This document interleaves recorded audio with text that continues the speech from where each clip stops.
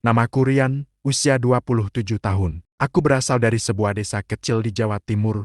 Hidupku dulu sederhana, bahkan bisa dibilang sulit. Sejak kecil aku terbiasa bekerja keras demi membantu orang tua. Setelah lulus SMA, aku tak punya pilihan selain merantau. Aku menjadi tenaga kerja. Indonesia TKI dan nasib membawaku jauh ke benua hitam, Afrika. Awalnya aku bekerja sebagai tukang kebun di sebuah villa besar milik pengusaha tambang asal Afrika Selatan. Villa itu megah, berdiri di tengah kawasan elit yang dikelilingi pagar tinggi dan penjagaan ketat. Majikanku bernama Mr. Bako, seorang pria kaya raya berkulit gelap, berwibawa, tapi cukup tegas terhadap para pekerjanya. Selama 2 tahun aku bekerja dengan patuh. Aku tak pernah macam-macam. Tugasku jelas, menjaga taman, membersihkan kolam, dan sesekali memperbaiki peralatan rumah. Walau jauh dari rumah dan sering kesepian, aku tetap bersyukur. Gajinya lumayan, cukup untuk mengirim uang ke kampung dan membiayai adik-adikku sekolah. Di rumah itu, tinggal juga istri Mr. Bako yang sangat anggun, dan putri semata wayang mereka bernama Alia. Perempuan muda berkulit gelap mulus, berambut panjang, dan bermata tajam. Dia kuliah di luar negeri, tapi beberapa bulan terakhir dia kembali ke rumah. Lebih sering mengurung diri di kamar, dan wajahnya selalu muram. Aku tak pernah berani menatap Alia terlalu lama. Dia bagaikan langit dan aku tanah liat, tak mungkin bersatu. Namun, aku tidak pernah menyangka, nasibku yang sederhana ini akan berubah. Total gara-gara sebuah tawaran mengejutkan dari majikanku. Tawaran yang membuat aku harus memilih antara logika atau harga diri. Sebuah keputusan yang akan menyeretku masuk ke dalam kehidupan yang tak pernah kubayangkan sebelumnya. Hari itu suasana villa sunyi seperti biasa. Angin sore dari taman membawa bau bunga melati yang kutanam sendiri. Aku baru saja selesai menyiram tanaman ketika salah satu penjaga rumah memanggilku. Rian, majikan memanggilmu ke ruang tamu, katanya singkat. Jantungku berdetak lebih cepat. Tak biasanya Mr. Bako memanggilku secara pribadi. Aku segera membersihkan tangan dan menuju ruang tamu. Di sana, beliau duduk dengan wajah serius. Di sampingnya, istrinya terlihat gugup. Tak lama kemudian Alia muncul, berjalan pelan dengan perutnya yang mulai membesar. Aku langsung menunduk. Ku tahu ini situasi yang sangat sensitif. Duduklah, Rian, ucap Mr. Bako tegas. Aku patuh. Duduk dengan tubuh kaku dan pikiran penuh tanda tanya. Kami tahu kamu anak baik. Selama ini bekerja tanpa banyak masalah. Karena itulah kami mempercayakan padamu sebuah permintaan yang sangat penting bagi keluarga kami. Aku hanya diam, menunggu. Kami ingin kamu menikahi Alia, lanjutnya tanpa basa-basi. Dunia seperti berhenti sejenak. Aku menatapnya, lalu menoleh ke arah Alia yang langsung menunduk. Tak sanggup menatapku. Maaf, Pak, tanyaku lirih. Merasa mungkin aku salah dengar. Kami tidak ingin aib ini tersebar. Dia hamil dengan pria yang kini sudah kabur entah kemana. Keluarga kami tak bisa menerima malu ini. Maka kami butuh pria yang bisa menjaga nama baik kami. Dan pria itu adalah kamu. Dadaku sesak. Aku merasa seperti sedang mimpi. Tapi itu bukan mimpi. Itu nyata. Sebagai gantinya, kami akan memberimu uang. 1 miliar rupiah. Tunai, setelah pernikahan selesai. Tambah istrinya dengan suara lebih pelan namun tegas. 1 miliar. Jumlah yang mustahil bagiku. Dengan uang itu, aku bisa mengubah hidupku. Membangun rumah untuk orang tua, membuka usaha, bahkan mungkin mengubah nasib keluarga selamanya. Tapi menikahi perempuan yang mengandung anak orang lain, perempuan yang bahkan nyaris tak pernah berbicara padaku, hanya karena uang, aku merasa seluruh pikiranku kacau. Di satu sisi harga diriku terluka, tapi di sisi lain, ada masa depan keluarga yang mungkin bisa kutopang. Berilah kami jawaban malam ini juga, kata Mr.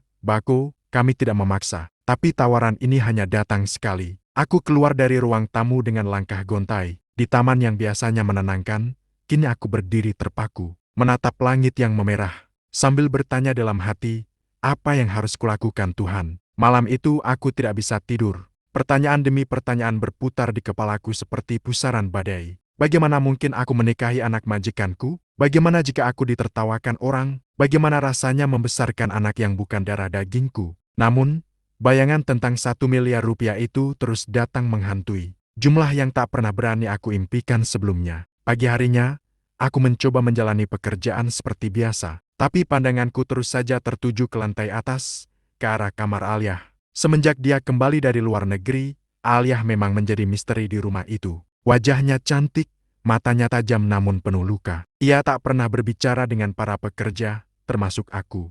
Paling hanya melirik sekilas lalu berjalan cepat ke kamarnya. seperti menghindari dunia. Tapi hari itu berbeda. Saat aku sedang membersihkan kaca jendela di lorong belakang, tiba-tiba pintu balkon terbuka. Aaliah berdiri di sana, memandang taman dengan tatapan kosong. Perutnya yang membesar tak bisa disembunyikan lagi. Aku menunduk sopan, bergegas hendak pergi agar tak mengganggu. Namun sebelum aku sempat melangkah, dia memanggil dengan suara lirih. "Rian." Aku terdiam. Itu pertama kalinya dia menyebut namaku. Aku menoleh pelan. Wajahnya tampak pucat dan matanya sembab, seperti habis menangis semalaman. "Apakah kamu marah dengan rencana ini?" Tanyanya pelan, nyaris berbisik. Aku bingung harus menjawab apa. Mulutku terbuka tapi tak ada suara keluar. Lalu akhirnya aku berkata jujur, "Saya hanya tidak tahu harus bagaimana." Dia mengangguk pelan. "Aku juga," katanya sambil menunduk. "Aku tak pernah membayangkan hidupku akan seperti ini. Aku bodoh. Aku mencintai orang yang salah." Udara di balkon terasa berat. Kami diam beberapa saat. "Kalau kamu menerima ini, aku janji tak akan memaksa apapun. Aku hanya ingin punya seseorang di sisiku. Setidaknya sampai semuanya bisa kulalui," ucapnya, masih menunduk. Saat itu aku mulai melihat sisi lain dari Alia. Bukan lagi sebagai anak majikan yang sombong dan tertutup, tapi sebagai seorang perempuan yang hancur, terluka, dan sendirian. Hari itu, untuk pertama kalinya aku merasa, mungkin aku mengerti sedikit rasa sakit yang ia pendam. 3 hari setelah percakapan itu, aku memantapkan hati. Dengan napas berat, aku mengetuk pintu ruang kerja Mr. Bako dan menyatakan keputusan yang akan mengubah hidupku selamanya. "Aku terima, Pak. Aku siap menikahi Alia," kataku dengan suara berat. Tak ada pelukan, tak ada ucapan selamat Mr. Bako, hanya menatapku dalam-dalam dan mengangguk singkat. Seolah semuanya hanyalah transaksi bisnis. Hari pernikahan ditentukan sangat cepat, hanya 5 hari setelah keputusanku. Tidak ada pesta mewah, tidak ada tamu undangan dari luar. Semua dilakukan secara tertutup. Hanya keluarga dekat dan beberapa staf rumah yang diizinkan hadir. Aku mengenakan jas pinjaman dari majikan, sementara Alia mengenakan gaun putih sederhana. Ia tampak cantik, tapi matanya kosong. Di pelaminan, kami duduk berdampingan, namun tak saling menatap. Semua terasa canggung, seperti pernikahan dalam film yang dipaksakan oleh naskah. Saat penghulu bertanya padaku, suara hatiku ingin berteriak. Tapi mulutku tetap mengucap ijab kabul dengan lantang. Tanganku gemetar saat menjabat tangan Mesto Bako yang menjadi wali. 1 miliar rupiah. Itu yang terus kuingat. Setelah akad selesai, amplop besar diserahkan padaku. Isinya cek tunai dengan angka yang membuat mataku berair. Bukan karena bahagia tapi karena aku sadar. Aku baru saja menjual seluruh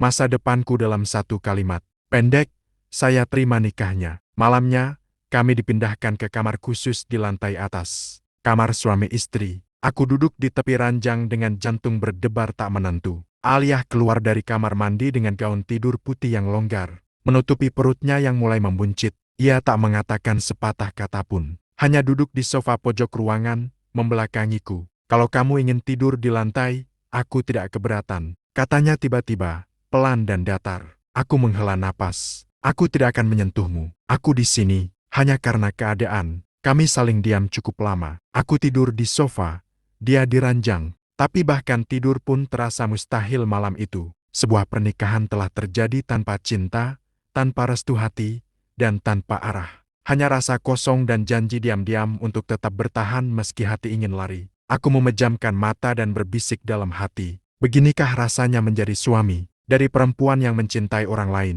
Malam itu terasa begitu panjang. Aku berbaring di sofa empuk kamar pengantin, tapi tidak sedikit pun rasa nyaman kurasakan. Di atas ranjang, Alia juga sama gelisah, terus membolak-balikan badan tanpa kata. Waktu seperti berjalan lambat. Jam dinding berdetak nyaring, seolah mengejek kebisuan kami. Pukul 2 dini hari, tiba-tiba terdengar suara isakan pelan. Aku membuka mata. Alia duduk di tepi ranjang, membelakangiku. Bahunya terguncang. Ia menangis pelan tapi jelas. Bukan tangisan manja, tapi tangisan penuh luka dan kehilangan. "Alia, kamu tidak apa-apa?" tanyaku pelan, bangkit dari sofa. Dia tidak menjawab. Isakannya justru makin keras. Aku perlahan mendekat, lalu duduk di lantai, tepat di dekat kakinya. "Aku minta maaf," ucapnya lirih. "Aku nggak bermaksud nyeret kamu ke dalam hidupku yang kacau." Aku diam, menunggunya bicara lebih jauh. Dia menghapus air matanya, menatap lurus ke depan. Aku mencintainya, pria itu. Kami bertemu saat kuliah. Dia bule asal Prancis. Ganteng, pintar, lembut. Kami berencana menikah diam-diam. Tapi saat aku kasih tahu kalau aku hamil, dia kabur. Nomornya tak bisa dihubungi. Sosmednya hilang. Dia lenyap. Air matanya jatuh lagi. Kali ini tak terbendung. Orang tuaku marah besar. Mereka bilang aku mempermalukan keluarga. Mereka sempat ingin mengusirku, tapi akhirnya menyusun rencana gila ini, menikahkanku denganmu. Ia menatapku untuk pertama kalinya malam itu. Mata kami bertemu, dan dalam sorot matanya, aku melihat seorang perempuan yang benar-benar hancur. Aku bukan perempuan baik-baik, Rian. Aku egois, bodoh, dan sekarang hamil tanpa suami. Kamu seharusnya menikah dengan orang yang bersih, yang bisa membahagiakanmu. Bukan aku. Aku menarik napas dalam-dalam, menahan semua campuran emosi di dadaku. Aku memang bukan siapa-siapa, Alia, jawabku perlahan. Tapi malam ini, aku suamimu. Dan suami seharusnya tidak meninggalkan istrinya sendirian menangis. Dia terdiam, menatapku lekat-lekat, lalu pelan-pelan, tubuhnya merosot dan bersandar ke bahuku. Tangisnya kembali pecah. Tapi kali ini, bukan karena dikhianati, melainkan karena seseorang akhirnya mau mendengarkan luka hatinya. Malam pertama kami, bukan tentang sentuhan atau gairah, tapi tentang dua jiwa asing yang terluka. Duduk berdampingan dalam keheningan, mencari sedikit pengertian di tengah dunia yang sudah terlalu kejam. Setelah malam itu, suasana di antara kami mulai sedikit mencair. Alia tak lagi sependiam dulu. Meski masih sering termenung, setidaknya ia mulai mengajakku bicara. Kami sarapan bersama, kadang duduk di taman saat sore, atau sekadar saling bertukar pandang dalam diam. Namun di balik semua itu,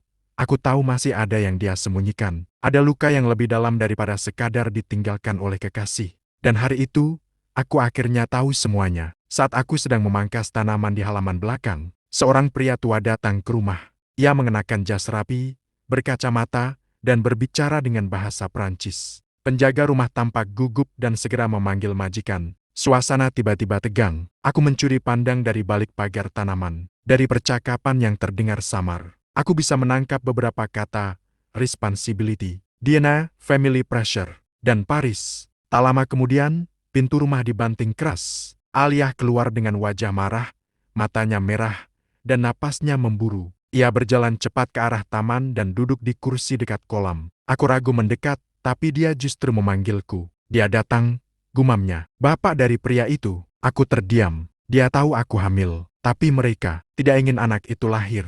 Mereka bilang, kalau aku mau menggugurkan, mereka akan beri uang ganti rugi dan surat permintaan maaf keluarga. Aku terpaku, jantungku seperti diremas. Jadi selama ini, keluarganya tahu. Tanyaku pelan. Alia mengangguk, air matanya jatuh.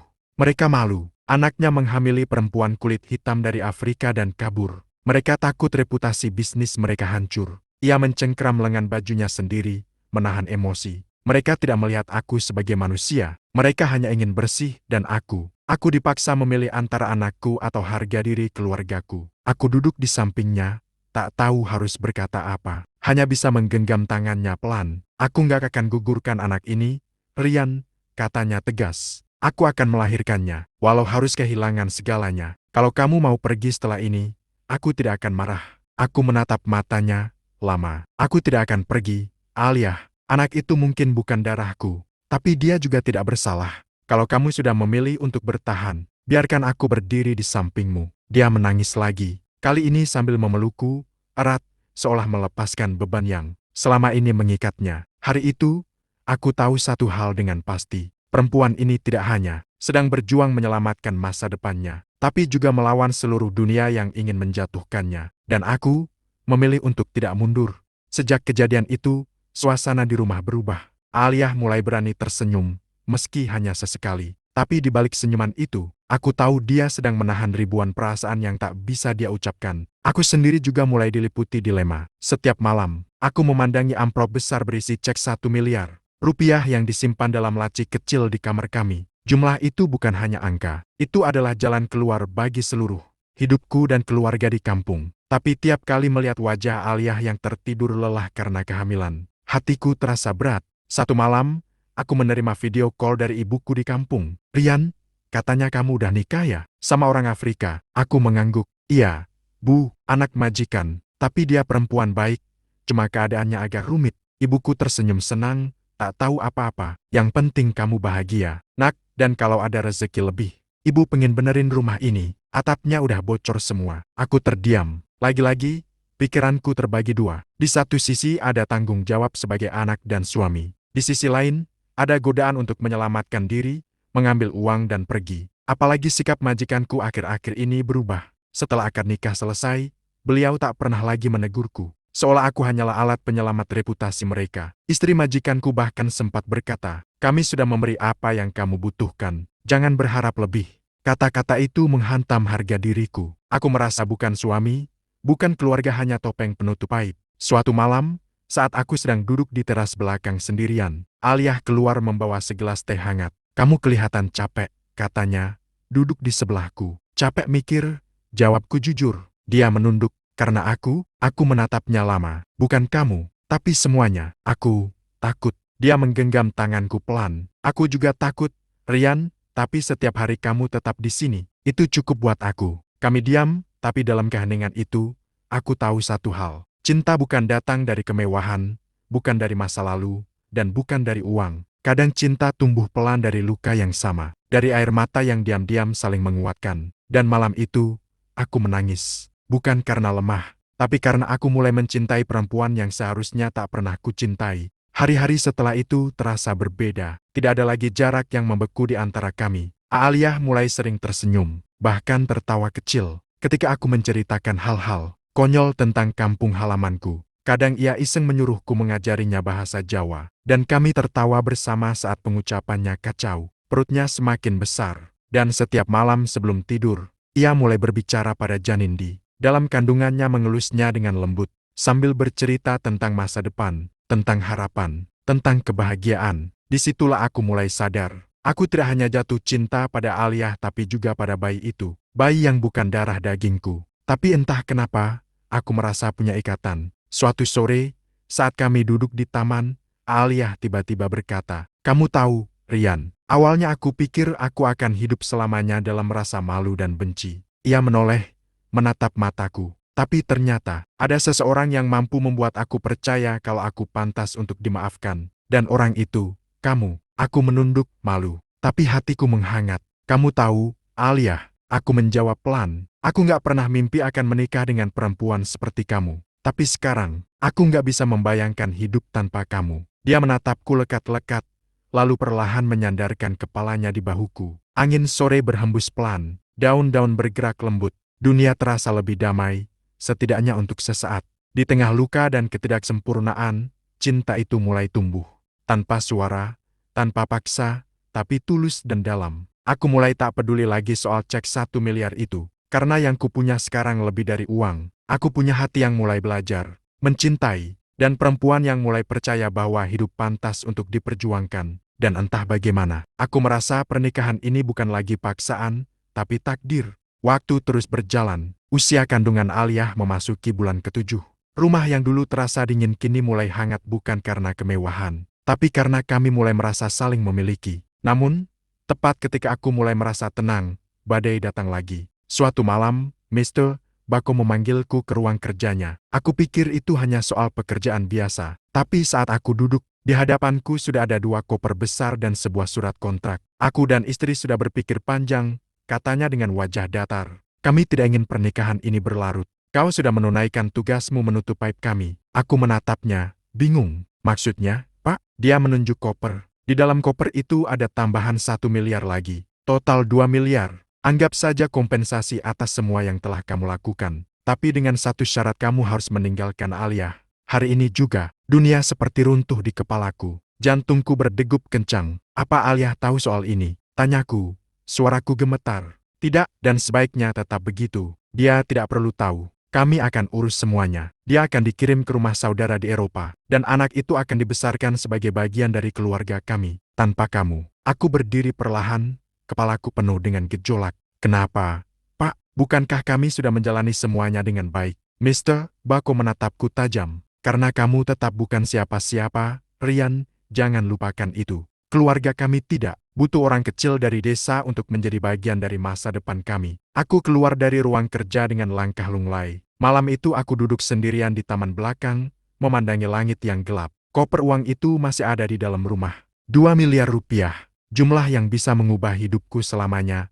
Tapi, di lantai atas, Alia sedang tertidur dengan tangannya melingkar di perutnya, memeluk anak yang mulai bergerak dalam kandungan. Aku punya dua pilihan, uang, atau keluarga yang tidak pernah kurencanakan tapi mulai kuanggap segalanya. Air mataku jatuh diam-diam malam itu. Dan saat fajar menyingsing, aku masuk kembali ke kamar. Kupandangi wajah Alia yang sedang tertidur. Kupeluk pelan tubuhnya dan kubisikkan, aku tidak kemana-mana. Aku tetap di sini, bersamamu.